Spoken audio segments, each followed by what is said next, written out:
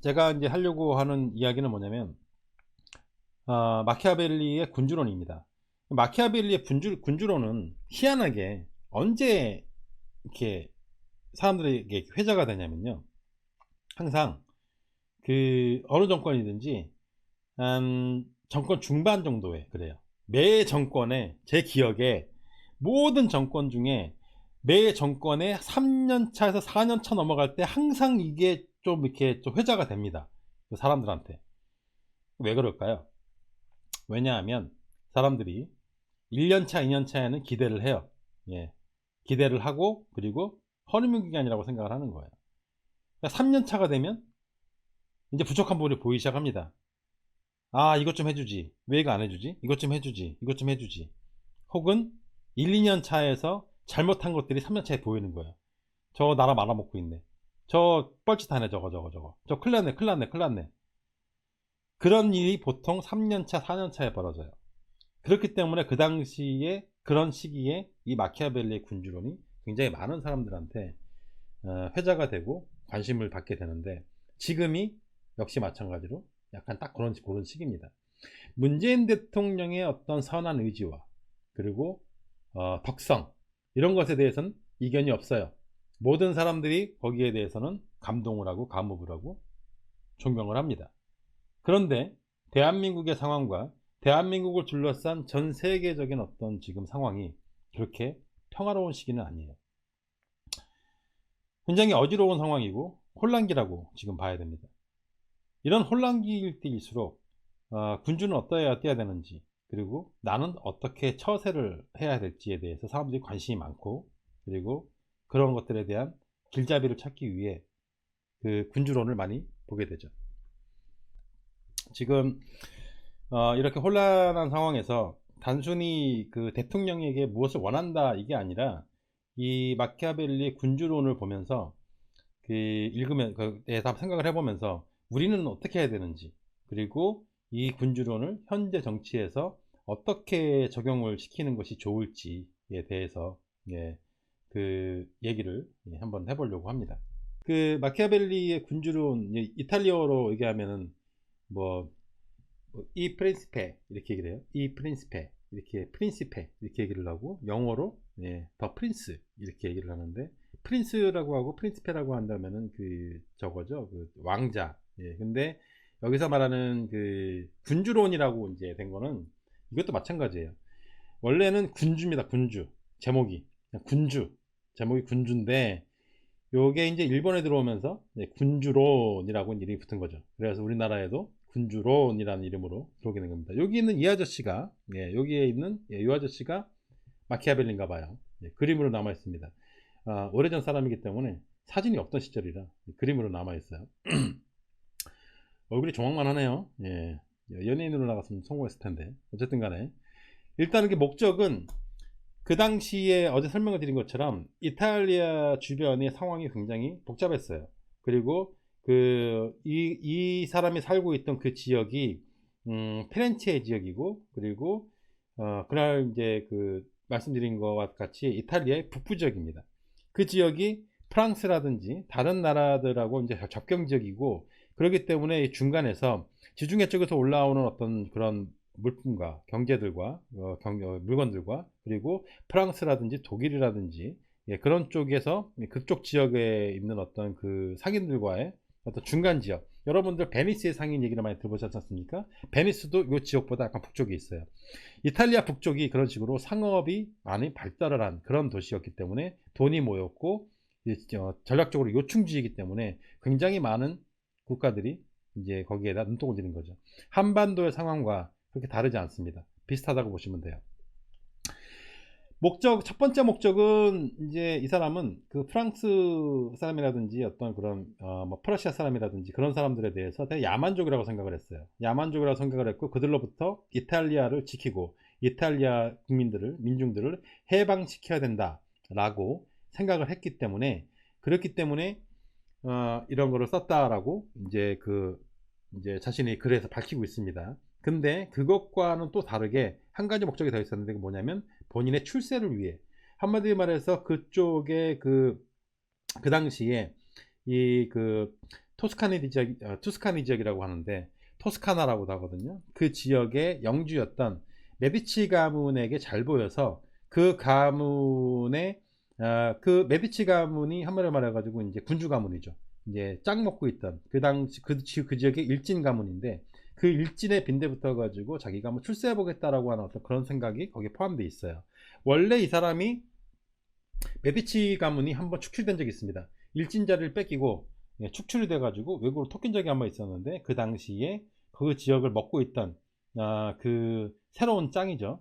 그 짱 일진 밑에서 그 짱에서 그 짱 밑에서 빈대붙어 있다가 다시 메디치 가문이 들어오면서 이제 좆된 거예요. 한마디로 말해서 모든 재산 다 뺏기고요. 네, 죽지만 않았지 목숨만 붙어 있는 상황에서 다시 메디치 가문에 빈대붙어 가지고 자신의 일신의 출세를 한번 도매보고자 만든 책이 이 책이다 라고 이제 사람들이 얘기하더라고요. 제가 본 건 아니기 때문에 저도 읽은 거기 때문에 그렇다고 합니다.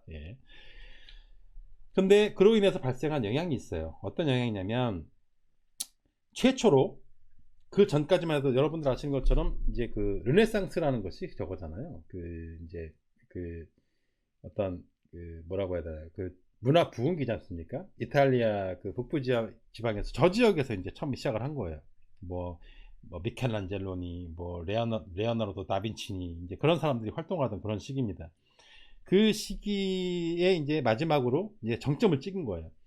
그 르네상스를 갖다가 끝장낸 그런 사건이라고 봐야 되는 것이고 최초로 정치와 종교와 도덕을 싹 분리합니다. 예전에는 이게 다 붙어 있었어요. 뭐냐면 교황이 정치를 하고 있었고요. 교황은 신성을 가지고 있었고 도덕적으로 완벽했어요. 사람들에게 그렇게 가르쳤고 사람들은 그렇게 믿었고 즉 정치와 종교와 도덕이 하나로 합해져 가지고 군주라고 한다면 신의 신탁을 받은 신성을 가지고 있고 그리고 도덕적으로 완벽한 그런 사람이 정권을 다 쥐고 있었습니다. 근데 마키아벨리는 이 책을 통해서 정치와 도덕과 그리고 종교를 싹 분리해서 봐야 된다. 정치적으로 성공하기 위해서 도덕적일 필요는 없다. 정치적으로 성공하기 위해서 신탁을 받을 필요까지도 없다. 그냥 그런 척만 하면 된다라고 하는 굉장히 신랄한 이야기를 한 거예요. 그리고 이것이 현대 정치학의 어떤 기본이 되었고 그리고 서양 철학의 사실과 어떤 사실적인 어떤 서양 철학의 어떤 기조를 만드는 그런 출발점이 됐다. 이제 그렇게 이제 많은 사람들이 평합니다. 근데 제가 이제 이야기를 왜 이거를 하냐면은 지금 현재 대한민국에서 벌어지고 있는 일뿐만 아니라 전 세계적인 그 어떤 나라의 지도자도 사실은 이 범주에서 벗어날 수가 없어요. 현대 정치의 출발점이기도 하고 사실은 끝판왕이기도 합니다. 왜냐하면 이 책은 단순히 정치를 이렇게 해라 저렇게 해라 사람들을 이렇게 다스려 저렇게 다스려 그 얘기를 하는 게 아닙니다. 이 책에서 이야기하고자 하는 것은 사람의 본성, 대중의 본성에 대해서 이야기를 하고 있어요. 그리고 그것이 번역이 되는 과정에서 어떤 글은 대중의 본성을 이야기를 하고 어떤 글은 신화의 본성에 대해서 이야기를 하고 있고요. 어떤 글은 적들의 본성에 대해서 이야기를 하고 있는데 이게 이제 번역이 되는 과정에서 다 짬뽕이 돼가지고 이게 이탈리아와 라틴어가 섞여가지고 쓴 글이거든요. 그 전까지만 해도 다 라틴어로만 썼는데 책을 이 마키아벨리가 이탈리아어까지 섞어가지고 쓰는 바람에 굉장히 그 해석하는 데 따라 가지고 영어 해석본이 일본으로 와서 일본어가 한국어로 번역이 된다든지 영어 해석본을 한국에서 번역한다든지 아니면 그 원본을 갖다 한국에서 번역하느냐에 따라 가지고 그 의미와 그 뭐 이런 것 본질들이 막 다 바뀌어요. 막 저도 다 본 게 아니기 때문에 저 역시 번역본을 보았고 영어가 한국어로 번역이 된 거를 이제 전 본 거고 그리고 그것만으로는 이게 설명할 수가 없는 부분이 많아 가지고 그 외에 설명해 놓은 여러 가지 이제 글들을 많이 이제 보다 보니까 제 스스로 생각을 했을 때 이런 게 아닌가라고 이 모든 것들을 민중이나 대중 그 백성들에게 일반 사람들에게 투영하는 것은 모든 글이 다 그런 건 아닌 것 같다는 느낌이 들어서 어떤 글은 일반 대중에게 어떤 글은 신하 어떤 글은 접 어떤 글은 본인 자기 자신 군주 자신 이렇게 좀 구분이 되어 있는 게 아니냐 이렇게 생각이 좀 많이 듭니다. 그리고 그렇다 하더라도 역시 마찬가지로 인간의 본성에 대해서 이야기를 하고 있고 폐부를 찌르고 사실적인 얘기 왜 듣기 좋은 얘기들은, 달콤한 얘기들은 듣기 좋잖아요. 그리고 사실은 달콤한 얘기들은 사실이 아닐 가능성이 많아요. 그리고 사실적인 이야기는 사실 듣기 싫은 이야기이거나 들으면은 막 찔려서 아프거나, 예, 그런 케이스가 되게 많잖아요. 사실 이 책 같은 경우에 굉장히 많이 찔리는 어떤 그런 부분이 좀 있다, 예, 그렇게 좀 생각이 들고, 이 글이 이제 쓰여지게 된 배경을 간단하게 설명을 한다면은, 그 그레이트 이탈리안 워라고 해서 이탈리아 전쟁이 있었습니다. 이탈리아를 차지하기 위해 66년 동안 약 10여 차례에 걸쳐 가지고 있었던 전쟁이고, 이 전쟁이 우리가 알고 있기로는 세계 제1차 대전 그리고 세계 제2차 대전만 사실은 세계대전이라고 우리가 알고 있어요. 근데 그 전에 실질적인 세계대전의 시작이라고, 그 앞으로 따지고 보면 뭐 그리스하고 뭐 그리스 연합하고 저기 그 어디죠? 페르시아 연합하고 뭐 싸운 것도 세계대전이라고 하는 뭐 그럴 수도 있겠는데, 현대적인 의미에서의 세계대전의 사실은 전초전이라고 할 수가 있는 게 이 이탈리아 전쟁이라고 할 수 있어요. 여기에 참전한 국가가 프랑스, 합스부르크면 이제 독일 왕가 중에 하나입니다. 스페인, 베네치아 공화국. 베네치아 공화국은 그 이탈리아 북부에 있는 그 공화국 중에 하나고, 교황령 로마, 이탈리아 남부에 교황이 이제 또 거기에 이제 저기 자기 또 세력을 갖고 있잖아요. 거기도 참전을 했고, 잉글랜드, 스코틀랜드, 심지어 오스만 제국은 기독교 국가도 아닌데, 예, 얘네는 기독교 국가도 아니거든요. 이름이 오스만이잖아요. 왜 오스만이겠습니까? 여기는 그 이슬람이죠. 오스만까지 참전을 해가지고 이 안에서 찢고 볶고 66년 동안 10여 차례의 전쟁이 오고 가고, 이놈이 짝 먹었다 저놈이 짝 먹었다, 이탈리아 북부 지역을, 그 토스카나 지역을 갖다가 차지하기 위해 자기들끼리 들어와 가지고, 예, 그 안에서 쌈박질을 했던 그런 전쟁입니다. 그 영향으로 여러 가지 그 무기들이 발달한 거는 뭐 당연한 것이고, 르네상스가 끝장났고요. 예. 르네상스의 발상지를 조져놨으니까 당연히 르네상스는 끝났죠. 그리고 전쟁이 계속 있으면 사람들이 신에 대한 회의감이 느껴지게 되고, 정치란 무엇이고 국가란 무엇이고 전쟁이란 무엇인가에 대해서 고민을 하기 시작을 하는 거예요. 점점점 신의 세계에서부터 인간의 세계로 관심이 돌아가게 됩니다. 어떤 그런 시초라고 볼 수가 있고요. 그리고 그 결과로 마찬가지로 어떤 그런 공업 산업혁명이라든지 공업의 그 유럽 지역의 공업의 중요성, 기술의 중요성에 대해서 더 이상 교회에 모여서 그 신만 바라보고 찬송만 해가지고는 답이 안 나온다. 교황만 바라보고 하나님의 뜻을 받들어 가지고 출정했다가 다 뒤진다. 이게 기술이 최고다라고 하는 어떤 그런 이제 사조가 불게 되었고, 그게 이제 현대 정치의 시작이다. 이렇게 돼가지고 이게 영향이 이제 그런 식으로 영향이 있었던 것이고, 가장 큰 영향은 마키아벨리가 군주론을 쓰게 되는 계기가 되었다. 네, 이렇게 이제 영향이 이제 있겠습니다. 이거를 이제 제가 이제 뭐 전체적으로 다 설명할 수가 없기 때문에, 예, 간단하게 이렇게 개념만 몇 가지만 설명을 드린다면, 이것은 극도의 합리주의적 통치관념이다라고 설명을 할 수가 있어요. 사실은 최근까지만 해도, 얼마 전까지만 해도 마키아벨리스트라고 얘기한다면 독재자, 대중 기만자, 그 이제 좀 그런 악마, 예, 아주 그냥 악마의 선생, 약간 이런 식으로 굉장히 부정적인 의미가 되게 많았는데, 최근에 들어가지고 계속해서 연구가 이루어지고 하면서 사실은 그런 것을 말하고 있는 것이 아니고, 이것이 가지고 있는, 이체에 가지고 있는 본질은 따로 있다라고 하는 그런 얘기들이 많이 나오는데, 장자크 루소라고 하는 철학자가 있죠. 예, 프랑스 철학가입니다. 장씨들이 보통 프랑스 사람이잖아요. 예, 프랑스 사람인가 봐요. 장씨인 거 보니까. 장씨성을 가진, 예, 루소형이죠. 루소형이 뭐라고 하냐면, 사회계약론에서 그는 국왕들을 가르치는 척하면서 실은 국민들에게 커다란 교훈을 주었던 것이다. 마키아벨리의 군주론은 공화주의자의 책이다 라고, 예, 이야기를 했다고, 예, 합니다. 그리고, 예, 이탈리아의 공산주의 사상가, 이탈리아가 또, 예, 그 굉장히 그 한반도랑 굉장히 비슷한 게, 그 여러 가지 침략이 많고 정체가 이제 혼란스럽다 보니까 그런 어떤 공산주의 사상에 눈뜨는 사람도 많고, 그리고 그런 것들이 이제 사회 곳곳에다가 영향 미치는 사람도 많고, 그런 여러 가지 또 파시스트들도 중간에 득세를 하고 계속해서 정치 형태가 막 바뀌어요. 예. 그 어떤 다른 나라들 같은 경우는 하나의 정치 형태가 계속해서 쭉 되는 경우가 되게 많은데, 이탈리아와 한반도는 약간 비슷한 게, 지도자도 계속 바뀌고 지배계층도 계속 바뀌고 정치 체계도 계속 바뀌고 2년도 막 바뀌고 계속 막 바뀝니다. 정신이 하나도 없어요. 그런 와중에 안토니오 그람시라고 하는 이탈리아의 공산주의 사상가도 이제 그런 얘기를 해요. 사회주의 혁명에 필요한 계급적 각성을 촉구하는 정치적 선언서다. 이건 더 심하게 얘기한 겁니다. 단순히 이것이 뭐 공화주의자의 책이다를 넘어서 가지고, 심지어 사회주의 혁명에 필요한 계급적 각성을 촉구한다. 이 책은 아예 그 사회주의 혁명의 어떤 출발점으로 봐버리는 거죠. 그렇게 볼 수도 있어요. 이 안에 있는 내용들을 이렇게 문구들을 이렇게 보다 보면 굉장히 급진적인 이야기도 있고 하기 때문에 그렇게 볼 수도 있습니다. 그리고 대한민국의 최장집 교수, 여러분 다 아실 겁니다. 네, 위대한 사상가죠. 최장집 교수님. 정치와 권력에 대한 부정적 태도가 강한 한국의 지적 환경에서 마키아벨리는 특히 민주 진보파들에게 필요한 철학자가 아닌가 생각한다.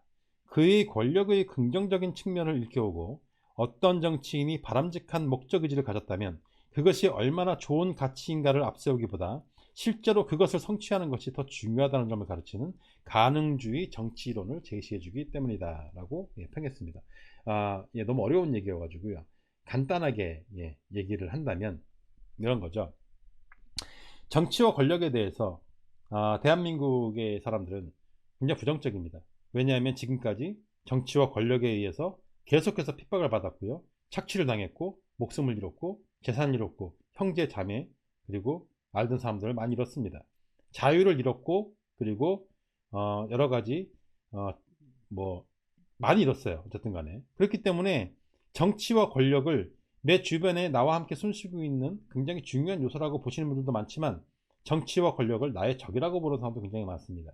정치에 관심이 없다고 하면서 정치인들을 욕을 하고, 그 욕하는 대상이 국민의 흠이든 민주당이 되었든 다 싸잡아 욕하는 사람들의 어떤 내면 세계를 들여다보면 그들은 심각한 정치 혐오증을 가지고 있고, 그리고 그 정치 혐오증의 출발은 지금 이것처럼 정치와 권력에 대한 부정적인 의식이 많은 거예요. 그런 상황에서 마키아벨리가 지금 이 책에서 이야기하고자 하는 것은 무엇이냐라고 하냐면, 바람직한 목적의식을 가졌다. 선한 의지. 그 선한 의지가 얼마나 좋은 가치이냐를 앞세우는 것보다 실제로 가장 필요한 것은 그 권력을 쟁취하는 것이 아니라 그 권력을 어떻게 유지하고 그 선한 의지를 세상에 어떻게 펼치느냐, 실현시키느냐, 그 선한 의지를 어떻게 실제와 잘 융합을 시키느냐, 그것이 더 중요하다. 가능주의, 퍼스벌리즘이 되게 중요하다. 그런 내용들이 이 안에 담겨 있다. 그런 얘기를 하고 있는 거예요.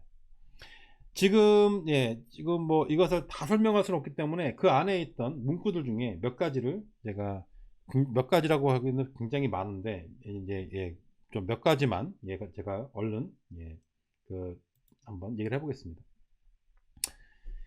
원래는 이게 인간이라고 안 되어 있었고요. 인간은 사소한 모욕에 대해서는 보복하려고 하는, 이게 인간으로 안 되어 있고 민중이라고 이게 그 해석이 되어 있는 책이 있어요. 이게 대한민국에서 마키아벨리스트라면 약간 욕먹는 이유가, 번역을 할 때 이게 처음에 일본 번역이 돼가지고 일본 번역본에 들어와가지고 거기에 아마 민중이라고 써있었나 봅니다. 그래서 민중이라는 표현이 되어 있어요. 근데 지금 이것은 이제 그렇게 표현할 수가 없고 제가 고친 겁니다. 인간이라고. 제가 보기엔 이건 민중이라고 하기는 애매하고 대상이 인간인 것 같아요. 인간들은 사소한 모욕에 대해서는 보복하려고 하나 너무나 엄청난 모욕에 대해서는 감히 보복할 엄두를 내지 못한다. 이걸 또 다른 말로 표현을 한다면, 우리 이런 거 있죠. 누구하고 싸울 때는 다음에 다시 대항하지 못하도록 아주 아작을 내놔야지. 그 대충 때려놓으면 다음에 뒤통수 맞는다. 이런 표현으로 이게 표현이 가능한 거죠. 학창 시절에도 그런 경우가 많이 있을 겁니다. 상대가 이제 애들이 싸웁니다. 지네끼리 싸우는데 대충 이렇게 손대 놓으면은 나중에 서 복수하죠. 힘 키워가지고 근육 만들어가지고. 그런 영화 많이 봤잖아요. 집에서 이소룡 흉내내고 쌍절곤 돌리는 거 연습해가지고 학교 가서 쌍절곤으로 뚫게 팹니다. 근데 처음부터 아예 아작을 내놔버리면 그러지 못하죠. 이게 인간의 본성이라는 거예요. 아주 사소한 어떤 그런 모욕들, 작은 어떤 그런 것에 대해서는 복수할 생각을 하는데, 아주 그냥 박살을 내놓으면은 다음에는 보복할 생각을 못 한다는 거예요. 지금 이것을 지금 어디에다가 지금 적용을 시켜야 한다면, 저는 검찰개혁에다가 적용을 시켜야 한다고 생각을 해요. 찔끔찔끔 뭘 하는 것이 아니라, 할 듯 말 듯, 한다고 했다가 조금만 하고, 한다고 했다가 안 한다고 하고, 한다고 했다가 올해 말고 내년에, 이럴 것이 아니라 처음에 할 거면 아예 한 방에 아작을 내놔야 된다는 거예요. 아작을. 대충 건드려 놓으면은 이런 일 발생하는 겁니다. 대충 건드려 놓으면. 완전히 그 처음부터 지금 그 검찰청법 4조라고 하는 그 모법에 있는 그 보장되어 있는 검찰의 수사권에 대한 것들을 완전히 뜯어고쳐 가지고 처음부터 수사권에 대한 엄두를 못 내게끔 해놨어야 이게 정상인데, 그러지 않고 사실은 지금까지 검찰의 말을 들어준 거죠. 검경 수사권 조정안이라고 하면서 경찰의 얘기도 들어주고 검찰의 얘기도 들어준 겁니다. 저는 예전부터 그게 되게 이상했어요. 아니, 양쪽을 다 그냥 다 수사권을 그냥 다 풀어줘 버리든지, 검찰도 수사할 수 있고 경찰도 수사할 수 있어? 너 마음대로 수사해. 다 풀어줘가지고 지네가 경쟁적으로 수사하게끔 하든지, 그러면 경찰이 검찰 수사할 수도 있고 검찰이 경찰 수사할 수도 있는데, 이걸 왜 자꾸 이걸 또 구분을 져놔가지고 이런 난리가 벌어지고, 심지어 이걸 조정하려고 하는데, 아니 조정 대상한테 어떻게 조정할까 물어보는 게 말이 됩니까? 검찰과 경찰의 수사권을 조정을 하는데 왜 그걸 조정당하는 대상한테 물어봅니까? 그렇잖아요. 그럼 왜 물어봅니까? 그냥 하면 되지. 잘못됐다고 생각하면 잘못됐으니까 하면 되는 거지. 왜 물어봐요 자꾸. 이게 물어봤기 때문에 일이 발생한 거예요. 물어봤기 때문에 자꾸 물어보니까 개기는 겁니다. 이번에 지금 검찰청법 검찰 검경 수사권 조정안의 대통령 시행령이 저렇게 나온 것도 그것에 대해 조정하고 있던 사람들이 대부분이 검찰 출신들이 거기 들어있기 때문이에요. 법무부에서 만드는 시행령인데, 법무부 내에서 이것을 만드는 팀 자체가 이게 검사들로 많이 구성이 되어 있고 검찰의 입김에서 자유롭지가 않기 때문에 결과적으로 그런 시행령이 나오는 겁니다. 그래서 발생하는 일이에요. 그걸 왜 물어봅니까 걔네들한테. 그냥 하면 되지. 그 안에 이미 이게 1500년대에 있었던 책인데, 그때 누구도 이런 얘기를 하지 않던 시대에 인간의 본성에 대해서 얘기를 한 거예요. 얘네들은 대충 건드리면 덤벼. 처음에 잡을 때 제대로 때려잡아야 돼. 그래야 개기 생각을 못해 라고 하는 명언이죠. 명언. 우리는 사실은 이런 것들을 이런 책에서 1500년대 그 이탈리아 책에 써있을 거라고 생각 못했는데, 이미 그때 그런 겁니다. 사람들은 원래 그래. 원래 그래 걔네들. 그리고 이 인간이라고 하는 것을 단순히 인간으로 보는 것이 아니라 적폐로 치환을 시키는 거예요. 적폐로 치환을 시켜서 적폐들은 사소한 모욕에 대해서는 보복하려고 하나 너무 엄청난 모욕에 대해서는 감히 보복할 놈도 못 낸다. 조선일보도 마찬가지죠. 장자연이랑 뭐 어떻게 했네, 무슨 뭐 선녀가 무슨 반말을 찍찍찍찍 하네, 무슨 뭐 자식들 낳아준 와이프를 갖다가 이렇게 해가지고 뭐 자살까지 내몰았네, 이런 사소한 모욕을 하면은 개긴다는 거예요. 국세청 투입해가지고 탈탈탈 털고, 세금 제대로 냈는지, 제대로 장부 기재했는지 싹 털고, 그리고 검찰 투입해가지고 뒤에서 뒷거래는 없었는지, 누가 돈 띵가 먹은 놈은 없는지, 횡령한 놈은 없는지, 법인카드 잘못 쓴 놈은 없는지 싹 털어가지고 완전히 홀딱 벗겨야, 그래야 보복할 놈도 못 낸다는 거죠. 누가 그렇게 했죠? 전두환이 그렇게 했죠. 전두환이 신문사들을 상대로 그렇게 했죠. 박살을 내가지고, 아작을 내가지고. 하지만 전두환이 했던 방법을 그대로 하자는 얘기는 아닙니다. 제가 몇 번 말씀드리지만 이 책에서 하고자 하는 이야기가 뭐냐면, 선의를 가지고 있는 군주가 그 선의를 지키고 그리고 그 선의를 실현하기 위해서는 때로는 강하고 악한 방법도 사용해야 된다라고 하는 어떤 그런 얘기를 하고 있는 거예요. 그리고 그것을 실현시키는 것이, 선한 의지를 실현시키는 게 중요한 것이지, 그 본질이 선하다고 해가지고 용서받을 수 있는 건 아니다. 그것은 일반인들의 얘기고 군주라고 한다면, 지도자라고 한다면 자신이 가지고 있는 선한 의지를 현실 세계에서 실현시키기 위해서는 때로는 악한 방법도 동원해야 된다라고 하는 그런 얘기를 하고 있는 겁니다. 조행훈님, 감사합니다. 첫 말부터 사실은 굉장히 사실 이 한마디면 게임 끝나요. 지금 벌어지고 있는 대한민국에서 벌어지고 있는 모든 일들에 대해서 요거 한마디면 사실이 설명이 다 끝납니다. 왜 이런 일이 벌어지고 있는지. 대충 건드리니까 그런다. 대충 건드리고 봐주니까 너무 착해서, 너무 선해서. 선한 의지 갖고 있는 건 좋은데 그 선한 의지를 실현시키기 위해서는 꼭 선한 방법을 써가지고는 그게 안 된다라는 거예요. 지금 대한민국에서 벌어지는 일이 그냥 이걸로 그냥 설명이 됩니다. 이 책에 대해서 뭐 다른 거 설명할 것도 없어요. 이게 굉장히 중요한 얘기거든요. 그리고 실질적으로 굉장히 많은 정치인들에게 가장 감명 깊게 읽은 책이 무엇이냐라고 물어보면 굉장히 많은 사람들이 마키아벨리의 군주론이다 이런 소리 하는 사람들이 있어요. 근데 마키아벨리의 군주론은 삼국지하고는 달라요. 삼국지는 동양의 군주론이라고 봐야 되는 것이고 군주론은 서양의 삼국지라고 봐야 돼요. 그 당시 상황이 그러했고 비슷비슷했고, 그리고 삼국지를 10번 읽은 사람하고 친구하지 말라듯이 군주론을 3번만 읽은 사람하고도 친구 안 하는 게 좋습니다. 자신이 권모술수에 능하고 그리고 선한 의지를 뭔가를 주장하고 뭔가 이루기 위해서 악한 방법도 쓰는데 주저하지 않겠다라고 스스로 말하는 거랑 똑같은 거예요. 그렇기 때문에 이 책은 읽어보긴 해야 되나 경계해야 되는 책이다. 잘못하면 주화인마에 빠지는 그런 책이다. 좀 그렇게 생각이 듭니다. 까딱 잘못하면 읽다 보면 주화인마에 빠집니다.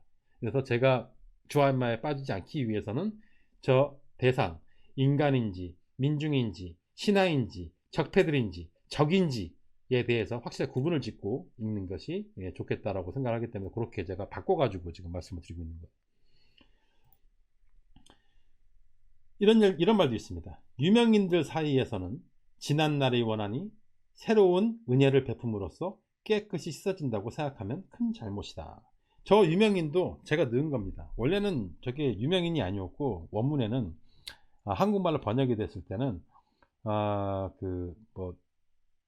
귀족? 약간 그런 뉘앙스였어요. 무슨 귀족이나 뭐 그런 뉘앙스였는데 한마디로 말해서 정치인들 얘기하는 것 같아요. 정치인들. 왕 주변에 있는 옛날로 말하면 신하, 요즘으로 말하면 각 정치 세력들 혹은 정치인들, 그들을 이야기하는 것 같습니다. 지난날의 원한이, 예전에 있었던 원한이 새로운 은혜를 베품으로써 깨끗이 씻어진다고 생각하면 큰 잘못이다. 뭐냐면은요, 국힘당 애들하고 협치할 생각하지 말라는 거예요. 이미 구원이 있는데, 이미 원한이 있는데 협친이 뭐니 해가지고 손 내민다고 해가지고 과거의 원한이 없어지냐는 얘기예요. 굉장히 날카로운 얘기 아닙니까? 우리 일반인들 사이에서는 뭐 잘못한 게 있으면 사과하고, 그리고 사과를 받아들이면 째째하게 무슨 옛날에 있었던 일 가지고 그거 꺼지고 와가지고 다시 또 뭐라고 안 하지 않습니까? 하지만 저들은 그러지 않는다는 거예요. 저들은 과거에 있었던 원한을 지금 무슨 협력이니 이딴 소리를 해가지고 같이 뭘 한다고 해가지고 도모한다고 해가지고 과거에 있었던 원한을 잊느냐? 그렇지 않는다는 겁니다. 절대 그럴 일은 없다라는 겁니다. 그러니까 그런 거 꿈도 꾸지 말라는 거예요. 써있잖아요. 협치하지 말라고. 저거 그냥 한말로 표현하면은 협치 개나 줘버려. 국힘당이랑 협치 개나 줘버려 라는 뜻이에요. 간단합니다. 그리고 이것은 윤석열에게도 적용할 수 있어요. 지난날의 원한이 새로운 은혜를 베품으로써 깨끗이 써진다고 생각하면 큰 잘못이다. 이명박 시절에 윤석열이 보여줬던 특수부 검사로서의 모습,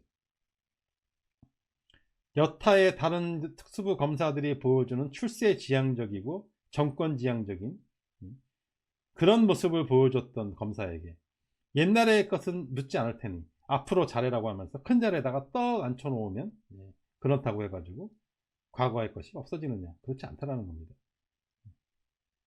왕후장상의 씨는 따로 있지 않으나 적폐와 민주세력의 씨는 따로 있는 것 같습니다. 그냥 저렇게 타고나는 것 같아요. 과거에 있었던 걸 가지고 있었던 것이 지금의 은혜를 베푼다고 없어지지 않는다. 그런 얘기를 하는 거죠. 어떻게 생각하면 당연한 얘기이기도 하지만, 어떻게 생각하면 지금 벌어지고 있는 한국에서 대한민국에서 벌어지고 있는 게 굉장히 많은 부분을 해결 방법을 제시하고 있고, 그리고 이대로만 시행을 했다면 사실은 벌어지지 않을 일들이 굉장히 많이 벌어졌구나 라는 어떤 그런 생각도 많이 들어요.